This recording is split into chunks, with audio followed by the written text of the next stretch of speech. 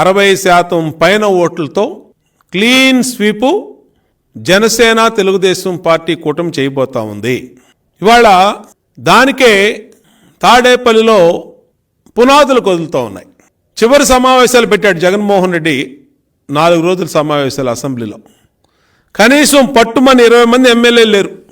కనీసం 26 మంది మంత్రులు ఉంటే 26 మంది మంత్రులు 3-4 తప్పితే అసెంబ్లీలో ఆ బడ్జెట్ ప్రవేశపెట్టినటువంటి పెట్టకథల మంత్రి లేదంటే ఇంకొక 2 వీళ్ళు తప్పితే మంత్రులు కూడా లేరంటే 26 మంది మంత్రులు వాళ్ళు వచ్చిన వైసీపీకి మరి కనబడేవాళ్ళు సంఖ్య.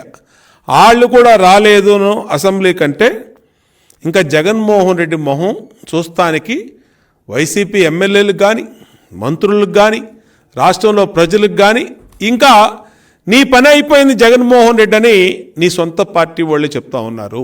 మేం కాదు, జాతీయ స్థాయిలో సర్వేలు చెప్తున్నాయి, ప్రజలు చెప్తున్నారు, mood of the state public చెప్తా ఉంది.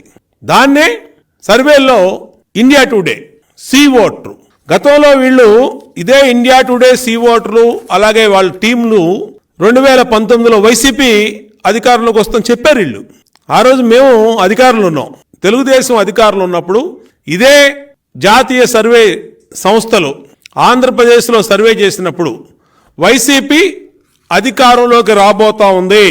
ఇదిగోండి వైసీపీ క్లీన్ స్వీప్ అని 2019లో వాళ్ళు ఇచ్చినటువంటి జాతీయ స్థాయి సంస్థలు ఇచ్చినటువంటి సర్వే. ఇవాళ సాక్షి పత్రిక, ఈరోజు సాక్షి పత్రిక పేపర్ ఇది, సి ఓటర్కి నేతి బీర సర్వే.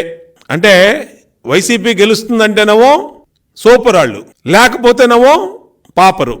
ఈ విధంగా సజ్జల రామకృష్ణారెడ్డి, ఎందుకంటే ఈ సలహాదారులు మరి 140 కోట్లు సజ్జల రామకృష్ణారెడ్డి మేసేశాడు. ఇలాంటి మేతగాళ్ళందరూ ఇంకా వైసీపీ అధికారంలోకి పోతుంది అని అంటే ఎక్కడ నమ్మలేకపోతా ఉన్నారు. ఇంకా 60 రోజుల్లో పీక్కోవాల్సినంత పీక్కోవడానికి ప్రిపేర్ అయిపోయారు.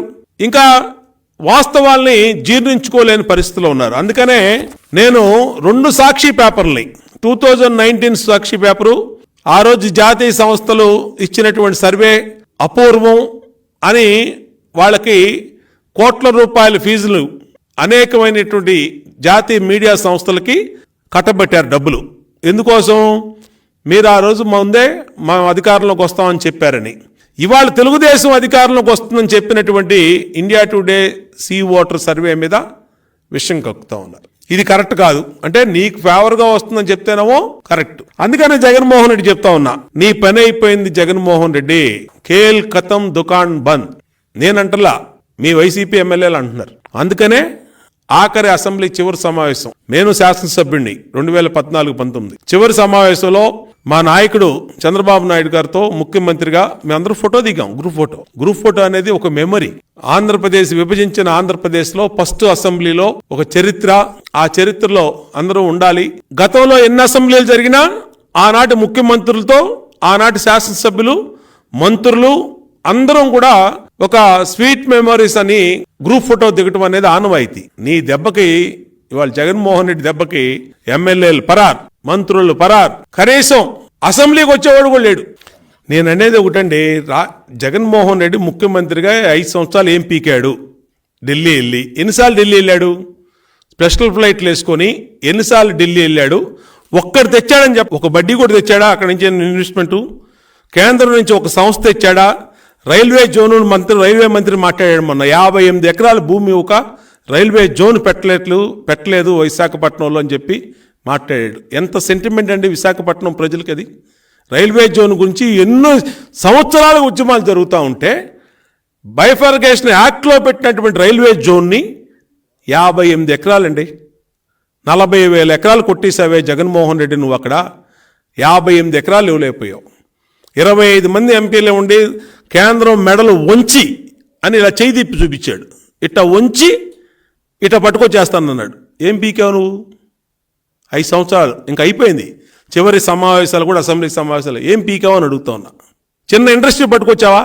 చిన్న చిల్లర కొట్టు పట్టుకొచ్చావా? కేంద్రంలో వెళ్ళి ఇన్నిసార్లు తిరిగి ఏం తెచ్చావా అంటే అక్కడ ఆళ్ళ కాళ్ళు వీళ్ళ కాళ్ళు ఏదోదో వ్యవస్థల్ని మేనేజ్ చేసి 12 లక్షల కోట్ల అప్పు తీసుకొచ్చు. ఈ రాష్ట్రంలో మొత్తం అప్పుల కుప్పగా ఆంధ్రాన్ని మార్చేశావు. అంతకుమించి నువ్వు తెచ్చింది ఏంటో చెప్పు. నేను అడుగుతా ఉన్నా. నీ సొంత కేసుల కోసం వెళ్ళావు. సిబిఐ కేసులు నీకు ఇన్ని కేసుల్లో వాయిదా ఎలా వచ్చింది నీకు? కాళ్ళ మీద పడబెట్టి అవినాష్ రెడ్డి అరెస్ట్ కాకుండా, నీ బాబాయ్ కేసులో నువ్వు ఇరుక్కోకుండా ఎన్ని ఎక్కడ పోతాయి? నువ్వు చేసిన పాపాలు ఎక్కడికి పోవు. 60 రోజుల టైం, 70 రోజుల నుంచి నీ సినిమా మొత్తం 70mm మల్టీప్లెక్స్లో చూస్తావు. నేను అందుకని అడుగుతా ఉన్నా. నువ్వు ఇప్పుడు వెళ్ళటానికి నేను అడగట్లా, కారణం నువ్వే చెప్పు బయటకు వచ్చి. ఇప్పుడు ప్రెస్ మీట్ పెట్టు నువ్వు అక్కడ. నీకు అమిత్ షా రాత్రి ఎందుకు అపాయింట్మెంట్ ఇవ్వాలా? నీకు చెప్పు, దేనికి వెళ్ళావు? ఎవడు మోసం చేస్తున్నావు? పోనీ ఏం సాధించడానికి వెళ్ళావు? నువ్వే ప్రెస్ మీట్ పెట్టి ఢిల్లీలో చెప్పు. తెలుగుదేశం వాళ్ళు ఇట్టా మాట్లాడుతున్నారు. కాదు బాబు, నేను స్పెషల్ స్టేటస్ ఈ సంచిలో, రైల్వే జోన్ ఈ సంచిలో, అలాగే ఇంకా మనకు రావాల్సినటువంటి నిధులు ఈ సంచిలో, మొత్తం ఇన్ని సంచులు వేసుకుని వస్తున్నాను అని చూపించుపోని తప్పులేదు. కాబట్టి ఇతను ఒక బోగస్. ఇతను వెళ్ళింది పని బోగస్. సొంత పనులకి, వ్యక్తిగత కేసులు, అలాగే కుటుంబ కేసులు, అవినాష్ రెడ్డి కేసులు బయట పెట్టుకోవడానికి, అతను బయటపడటానికి చేస్తున్న ప్రయత్నం తప్పితే రాష్ట్రం కోసం అతనికి ఏ రోజు చిత్తశుద్ధి లేదు. ఇప్పుడు సిఐడి అనేది, ఏపీ సిఐడి ఒక వైసీపీ జేబు సంస్థగా ఉండేది ఇంతకుముందు ఫస్ట్. ఇప్పుడు ఒక జోకర్ సంస్థ అయిపోయింది. సిఐడి అనేది కంప్లీట్గా ఫేక్ కేసులు, ఎవరన్నా అమెరికా నుంచి ఒక ట్వీట్ పెడితే, లేదంటే ఒక అమెరికా నుంచి ఒక వీడియోని వేరే వాళ్ళ దాంట్లో ఫార్వర్డ్ చేస్తే వాళ్ళని పట్టుకోవడానికి తప్పితే ఎక్కడా కూడా ఇలాంటి ఫేక్. ఇప్పుడు సిఐడిని అడుగుతా ఉన్నా నేను. ఎవరో చీఫ్ సంజయ్ ఎవరో ఉన్నారు. ఏంటయ్యా నువ్వు? ఏ సంజయ్, ఏంటయ్యా ఇది? నీకు కళ్ళు కనపడుతున్నాయా? నీకు కళ్ళు కనపడుతున్నాయా లేవా? ఈ రిపబ్లిక్ టీ వాళ్ళు ఇది ఇచ్చారు. ఈ సర్వే ఎవడిచ్చాడయా నీకు? ఎవడిచ్చాడు? సంజయ్ అన్న సజ్జల రామకృష్ణారెడ్డి కొడుకు ఇచ్చాడు. ఈ ట్వీట్ ఎవడిచ్చాడు? రిపబ్లిక్ టీవీ వాళ్ళు ఇచ్చారు. మరి ఏం చేస్తావు ఇప్పుడు నువ్వు? సుమోటోగా కేసు తీసుకుంటావా? లేదంటే మేము వచ్చి కంప్లైంట్ ఇవ్వవా? ఏం పెడతావు నువ్వు చెప్పు. ఏపీ సిఐడి అనేది జగన్మోహన్ రెడ్డి హయాంలో వీళ్ళ జోబు సంస్థగా, జోకర్ సంస్థగా మారిపోయింది. కాబట్టి వాళ్ళు ఏమి చేయలేరు.